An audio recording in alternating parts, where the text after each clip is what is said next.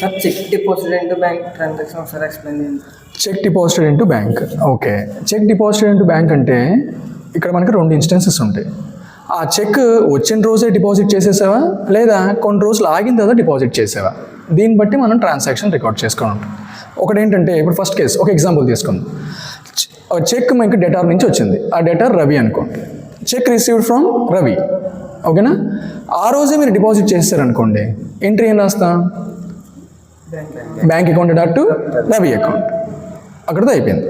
లేదు ఆ రోజు కాదు, తర్వాత ఒక 4-5 days అయిన తర్వాత రవి ఇచ్చిన చెక్ని మీరు డిపాజిట్ చేశారు, అప్పుడు ఎంట్రీ ఏం రాయాలన్నది ఇక్కడ మనం చూసుకోవాల్సింది.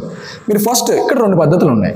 ఒకటి, ఆ రోజు ఎంట్రీ రాద్దాము అంటే ఏ రోజైతే డిపాజిట్ చేశారో ఆ రోజు ఎంట్రీ రాద్దాము అనుకుంటే మీరు చెక్ వచ్చిన రోజున మీరు ఏం చేయాలి? క్యాష్ వచ్చినట్టుగా భావించాలి, ఓకేనా. అప్పుడు cash account dot Ravi account అని రాస్తారు. మీరు ఎప్పుడైతే చెక్ డిపాజిట్ చేశారో అప్పుడు క్యాష్ డిపాజిట్ చేస్తున్నట్టుగా భావించాలి, అప్పుడు ఎంట్రీ ఏమవుతుంది? Bank account dot cash account, ఓకేనా. అది వన్ కేస్.